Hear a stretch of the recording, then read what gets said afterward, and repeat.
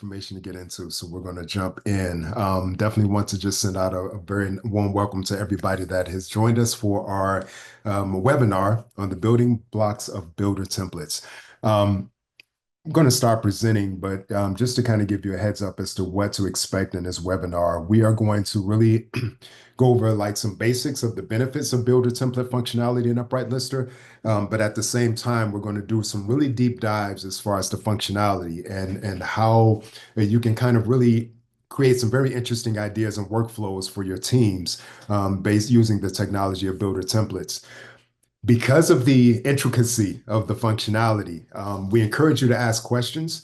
Unfortunately, in this forum, we'll only be able to really answer like generalized questions, but we definitely have some encouragement for you to really reach out with any specific scenarios that you have. If there's something that you're trying to build out for your organization and you're stuck, or if there is even an opportunity where you want to see if someone can build a template for you. You have the great idea, but you don't have the time or it's kind of hard for you to put the ideas together.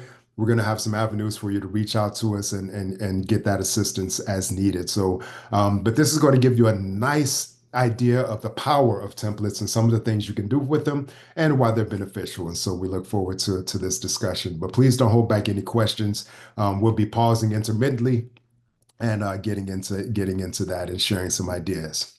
I'm going to share my screen and we're going to go ahead and get started with just an outline of what we're going to be talking about today. So of course, the building blocks of builder templates supercharge your listing process. Now that's just not a tagline. It actually does work. And we have actually seen a marked improvement in listing production using the builder template functionality in Upright Lister. And so it is proven, and we'll back it up with some numbers. On the call today, we have a whole team with us from Upright, but your presenters are going to be myself, Jonathan Conda. I've had the privilege of meeting many of you. I'm the manager of customer support here at Upright Labs. I have an untold number of years in customer service, longer than I like to admit. But love that area of IT, and I want to make sure that you all are empowered to really feel comfortable with the software and understand its potential. And so I'm very privileged to be here with you today. We also have Adam Crocht. He is our client services specialist. It says 5 years of e-commerce experience. Adam is that's very humble of him. Adam is a guru. He actually came from an e-commerce background with Goodwill, and so he's got some boots on the ground experience, and actually is someone even as a client of ours who really excelled at creating builder templates and creating efficiencies within his department. And so we're glad to have him as he digs into this topic with us. So what are we going to talk about today? We're going to talk about the fundamentals. We're going to talk about how to customize your templates, and we're going to talk about optimizing for the eBay marketplace. And so those are going to be our three main topics that we're going to dive into.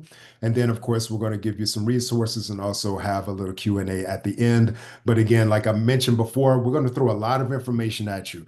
And so you may have some questions to pop up during our consideration. Please hold them, pop them in. We have a moderator who's there, who's looking at that, and we'll be able to kind of field those questions, and we'll do our best to answer them within the allotted time frame. So let's dig in. Mastering the fundamentals of builder templates.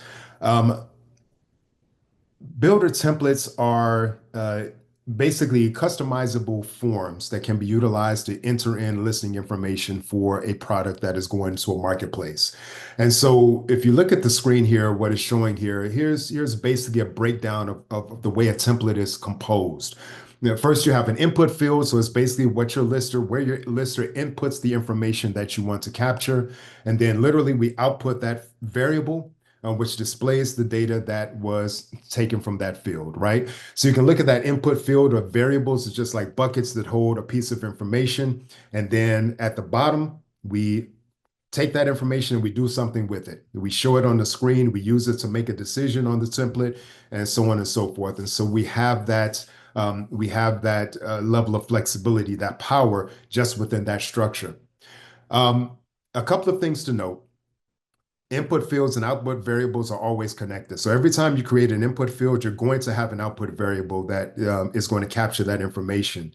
When you create a field, it creates a variable, and deleting that field is going to delete the variable. So if you get rid of a field, but you still want to use size, but you deleted the size field, it's going to break the template because you no longer have that variable available to you.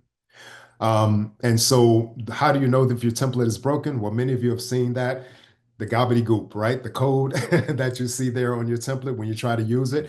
That's what happens when your template breaks. And so if there's logic in there that's broken, then we'll show you how to kind of troubleshoot some of that information. Now, what is the value of a builder template? Why do we even have that functionality in Upright Lister?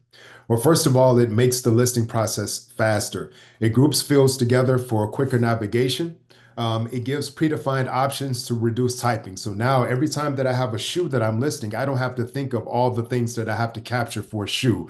It's already there for me as a lister. I can just fill in the gaps and keep it moving. It automates the title and description output to reduce typing, copying, and pasting.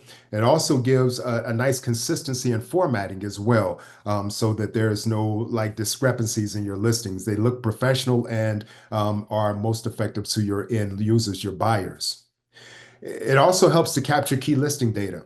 So for example, we'll talk about this later on in the webinar, eBay has required specifics. And so it's essential to kind of collect these things at the beginning so that, and it can actually help you to build out the description and also populate those specifics if the templates are configured correctly. And they can just streamline a lot of that passing of data from the listing onto eBay and other marketplaces that require those types of specifics. And of course, as we talked about before, it kind of gives consistency and streamlining of the descriptions of your listings and your products. Helps with readability, all of those things that are key to getting a good sell-through rate on your products. So logistically, how do templates work? Well, you want to have one builder template per category. Okay, so that's the key principle to keep in mind. And so in other words, if I have a category of women's shoes, it's going to have a builder template associated with it. I'm not going to have a builder template for high heels and athletic shoes and things like that because it's all one category, right? We want to make sure that it harmonizes. Now, one thing that you can do that's powerful is a single builder template can affect or be applied to multiple categories. So let's use shoes again. If I wanted to use the same template for men's shoes, kids' shoes, women's shoes, I can create one template, but I can connect it to all of those categories and therefore keep that consistency and capture the information needed for those categories. Now, another thing that kind of relates to categories, if you're familiar with Upright Lister, is our listing strategies. Our listing strategies kind of work in the opposite direction. You can have multiple listing strategies per category.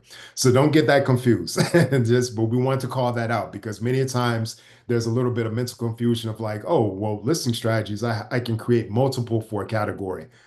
Keep in mind, templates, one template per category, okay? Now, when we create builder templates, we want to make sure that we maximize our efficiency, right? So we don't want to make multiple templates for just subcategories of products, right? So as you can see here, you have an example of a builder template being assigned to a child category of a parent category. So again, if we're talking about maybe shoes, I'm going to go ahead and just keep riding with shoes. If I have shoes and I have one builder template that's connected to children's shoes, but then I have to create another builder template for women's shoes and men's shoes. I'm kind of going backwards in my efficiency. I'm doing more work than is needed. Ideally, what you want to do is you want to assign that builder template to the parent category that captures all the information that would be required for all of the subcategories underneath, right? So when you're mentally thinking of strategically planning your templates, try not to go too micro with it. There may be some exceptions to that, but in general, you want to hit that parent category and allow that builder template to be robust enough to capture information for all of the categories underneath.